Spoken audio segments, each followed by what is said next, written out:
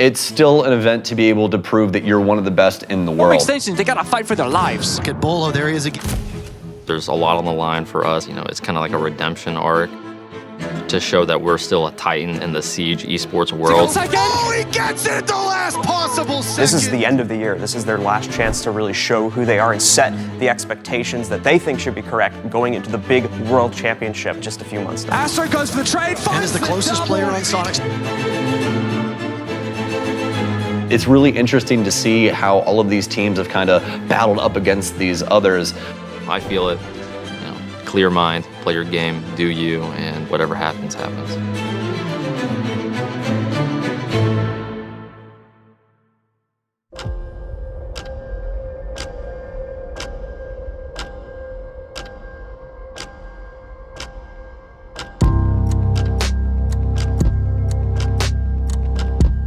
My name is Jason Bolododi. I am 21, and I am a player for TSMR6. Rainbow Six is a tactical first-person shooter, but it's unique because you can destroy the map. I usually explain it as the chess of FPSs. There's a lot going on, there's a lot of things you got to think about. And you can construct it how you want to, so the architecture of it is all up to the players, it's all up to your imagination, and that's what separates it from pretty much every other first-person shooter out there. Siege is the apex of competitive FPSs. It requires aim, it requires constant game sense, it requires full usage of the game's utility at all times. It's easily the most demanding game in the FPS market, in my opinion.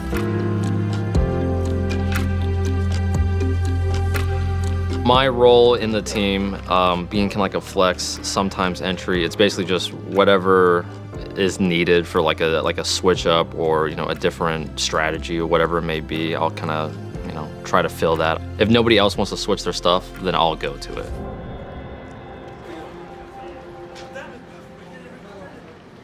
Bolo has always been a player that does things that just gobsmack you. He is one of the best to ever touch Rainbow Six Siege, and the craziest thing is he is still unbelievably young.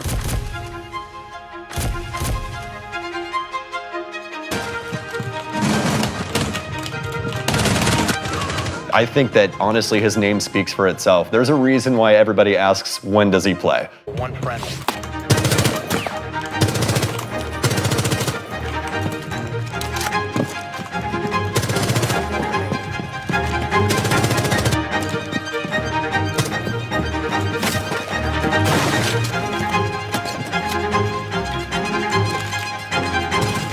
This competition represents like all of our work this stage with our new players, leading up to like a culmination of all of our work. For a lot of teams in esports, I feel like there's these moments where they hit this absolute peak. And if you don't capture your light at that absolute peak, then there's not exactly a guarantee that you're going to be able to make it back. And not a lot of people do, just because of the mental struggle that happens after that moment.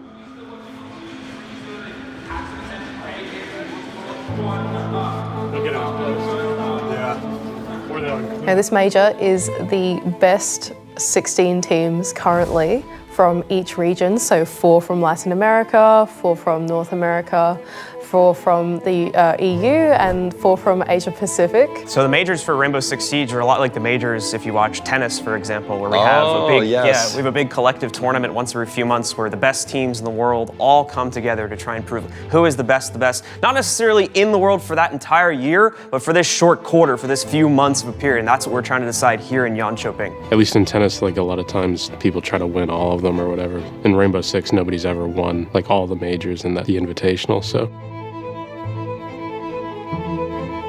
I think for TSM, it means a lot to them because just this year, they were the 6 invite champions. And this year, 2022, so really not all that long ago. I think if you were to ask any TSM member what their most memorable moment was on stage, it would probably just be our previous victory at February 2022 Six Invitational in Stockholm, where we won the Invitational.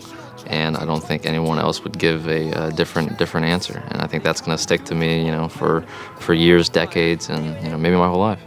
So coming back to this country has a lot of history for them, and so they want to repeat their form being major champions. We had a little bit of a downturn. We made 2 roster changes. We picked up some really young players, some rookies. with how Siege is and how grind heavy the game is, you really got to get in the lab and cook some things up in order to be one of the top teams. It takes a lot of effort.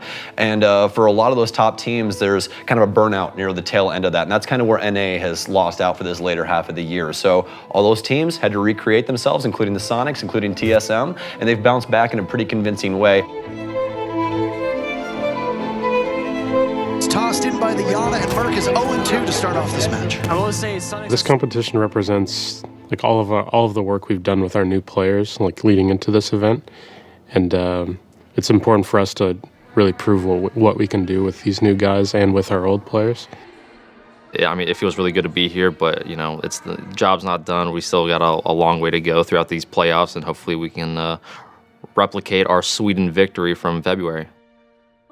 Sonics, they look good. They come out of North America at the moment. They've just recently picked up Geometrics, who's actually the former teammate of that TSM roster. He's coming with that new IGLing power. Sonics have got some really great firepower in their front line. They've got really great entry fraggers, and it's all supported by Geo, who's there on that IGLing role. And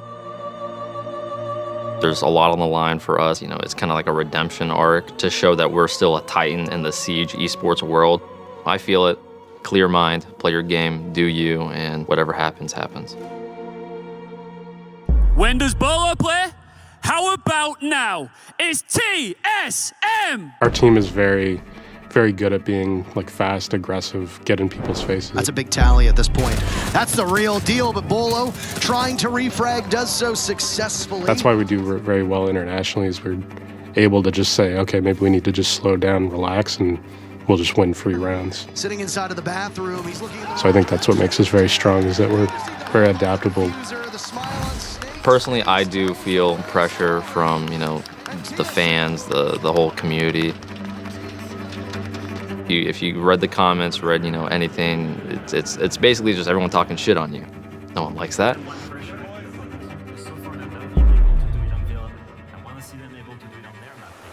Individually, I probably put pressure on myself. You know, I always feel like I have to perform. I have to, you know, keep up a certain status. TSM compelled into action. Yeah. Kansan, they put direction, 2 pairs of eyes, and it's Kansan again. I know my limits, and I know I need to be up at a certain threshold. And, you know, every day, every match, I'm fighting to get there. Oh, become focused.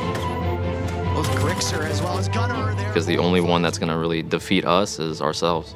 For Sonics, they should have no problem clearing it out. Moments like those every single round, that's not the story right now, but Bird. Gunner's level, excellent read. Gunner perfect on both of them. A hot hand of Geo. This short angle dragging Rossi is 4v4. First takes down Geo, but he doesn't get Rexen. Sonics pummel TSM in the 3rd map. And they're going to the semis tomorrow with TSM eliminated. The final 4 teams here in Jönköping will all search for their first international major championship, and we will have a new champion.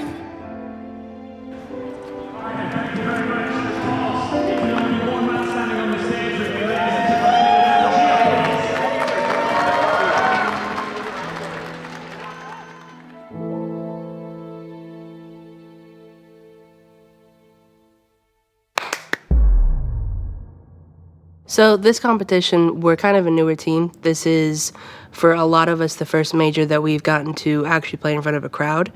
So for us, it was kind of a come out here, have fun, show the international teams what we are actually capable of doing, because the last few majors that we've attended, we've gotten grouped in every single one of them. So this one, we wanted to come out here and prove people wrong. North America this year has, they struggled in Berlin. They couldn't quite close it out. It was Latin America versus EU at the last major, but now North America has come to their form. They look really good here. And yeah, they're representing their region from far away. I feel like we kind of went into the game as underdogs. Obviously, TSM is probably like the NA favorites. So we went into it seeing all over Twitter, all over Reddit, oh, TSM is going to murder these guys. They're going to slaughter them.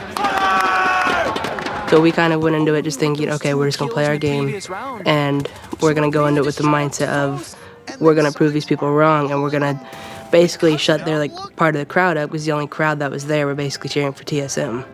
So it kind of gave us like the extra motivation to go in and be the underdogs and come out on top. But I think the rest of not only the region inside of North America, but the rest of the world expects them to bring a decent performance to the table at most of these majors. So I don't think that they're being written off as they may have been in the past at a minimum. And that's, while they're still an overall underdog, I think they're less of one than they were at the beginning of this year. As the overall team and the overall roster has made massive improvements since then. For me, I would say I was going to every game thinking we're going to win, just for the fact that I feel like you just got to be confident, at least in esports or what we do. I feel like you got to just believe in yourself if you expect others to believe in you. So that's why I thought we were going to win. To be a pro player in this esports world, you have to have a little bit of that confidence, right? You have to feel like you're the best, right? Even if you're the most humble person in the whole world, there's some part of you that still has to be like, yeah, I can win this, you know, I am the champion, I'm the best in the world.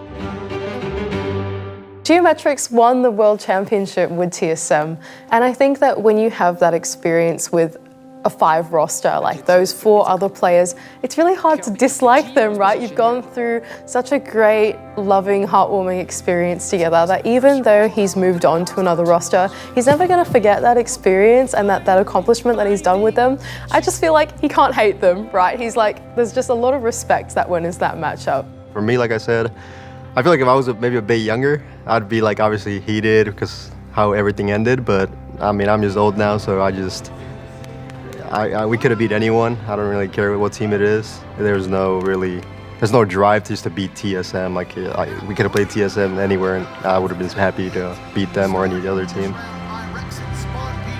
It was the best player for SQ and Kansan to seal the deal.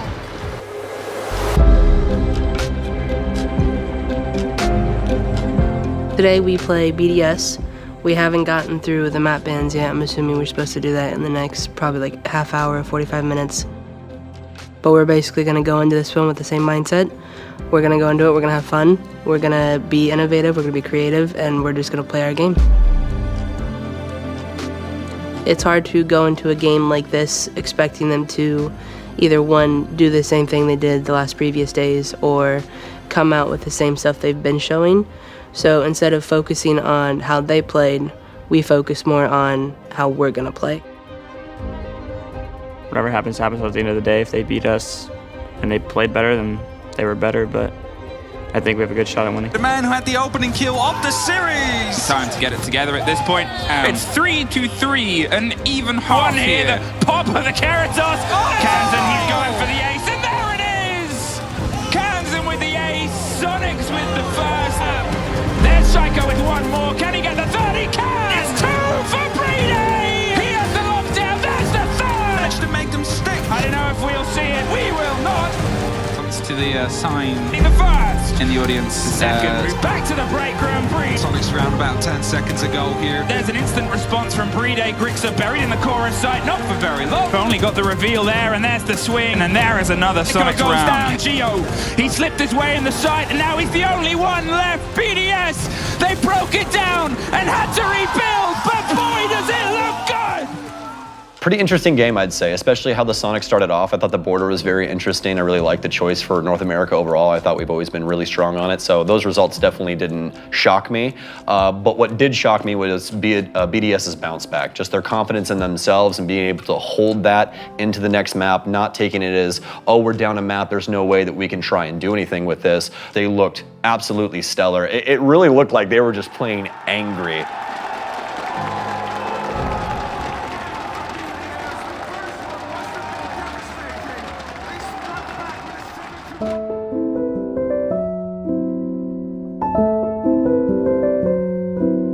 You could go out there one day and you could be hitting every shot. Like you could be wall banging people, you could be floor banging people.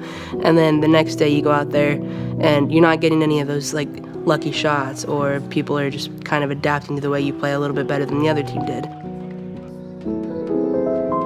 You've got players from all around the world that are competing for that goal, and it is ruthless as a result, right? It's the best competing against what they believe is going to be the best as well.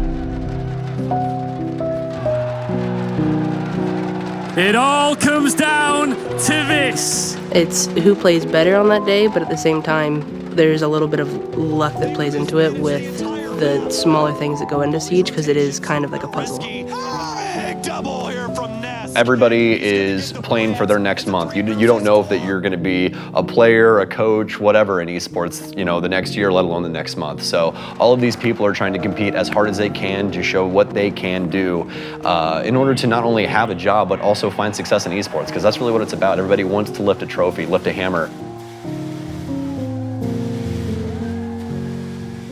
I do think, at least with this game and others, you can build consistency. Like, even if you aren't winning your ones or your team plays so good that like that carries more than just your individual skill set. But I do believe there are some days where you just get ridiculously lucky, and I mean, you could be wallbanging someone every other round and winning rounds off that type of stuff. The esports world, not necessarily just even R6, is very volatile. It can be very rewarding, but also very dangerous, I guess. You know, ruthless, because, you know, one slip up, one bad thing, one, you know, bad series, and you know, your name is tarnished, your reputation is hindered, and you know, sometimes it's hard to get out of that.